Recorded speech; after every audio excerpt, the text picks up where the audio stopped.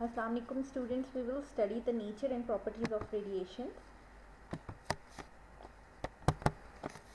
The number one property is ionization effect.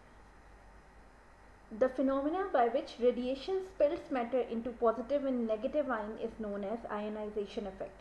देखिए ionization effect क्या होता है, जब आपकी रेस पास होती हैं किसी भी मैटर से तो वो उस मैटर को कन्वर्ट कर देती हैं पॉजिटिव और नेगेटिव आयंस में. ठीक है, इसको कहते हैं आयनाइजेशन इफेक्ट. अब यहाँ पे अल्फा पार्टिकल जो है उसकी ग्रेटेस्ट पावर है आयोनाइजेशन की, सबसे ज़्यादा. अल्फा पार्टिकल क्योंकि हीलियम न्यूक्लियाई है, हीलियम न्यूक्लियाई 2 पॉजिटिव एक हैवी न्यूक्लियस है और इसकी क्या है पेनिट्रेशन पावर सबसे ज़्यादा. Then we have the beta rays. Beta rays जो है ये आपको पता है इलेक्ट्रॉन है, ठीक है, और इसकी जो जब ये किसी भी मैटर से पास होती है तो इसकी जो आयनाइजेशन पावर है वो मीडियम है, लाइक अल्फा पार्टिकल से बहुत कम है. लेकिन गैमा रेज जब पास होती है तो वो किसी चीज़ को आयोनाइज नहीं करती. It has 0 power of ionization. Then we have penetrating ability. ये क्या होता है? The strength of radiation to penetrate from certain material is the penetration power. देखिए किसी भी रेडिएशन की पेनिट्रेशन पावर की वो किसी भी मटेरियल से कितना पेनिट्रेट कर सकता है उसको पेनिट्रेशन पावर कहते हैं.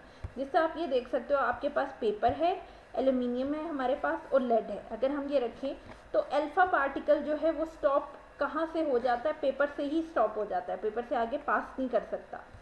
बीटा पार्टिकल जो है वो एल्यूमिनियम पे जाके स्टॉप करता है. ये जो नेक्स्ट है पेपर से पास हो जाता है लेकिन एल्यूमिनियम जो है, एल्यूमिनियम फॉयल है, वहाँ पे जाके पास कर जाता है.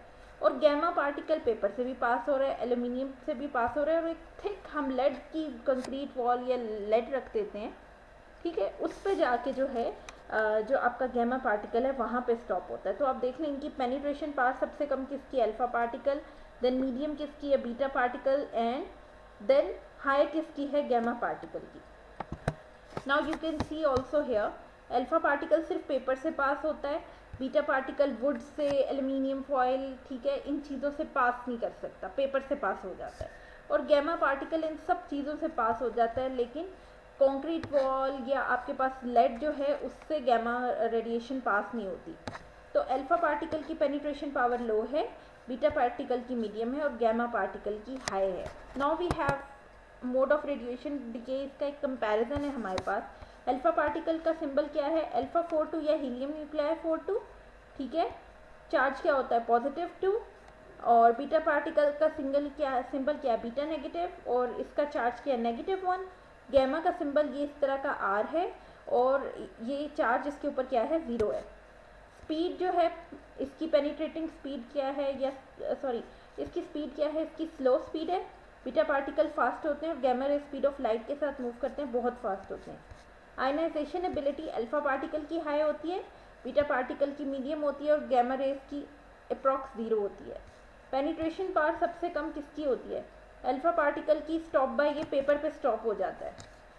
बीटा पार्टिकल की पेनिट्रेशन पावर मीडियम है, ये एल्यूमिनियम पे जाके स्टॉप हो जाता है. और गैमा रेज जो हैं ये इसकी पेनिट्रेशन पावर सबसे ज़्यादा है और ये लेड से जाके स्टॉप होता है. ठीक है, तो ये हमारे पास कुछ प्रॉपर्टीज़ थी जो हमने जो है रेडिएशंस की पढ़ी हैं. Hope so you will understand. Thank you so much.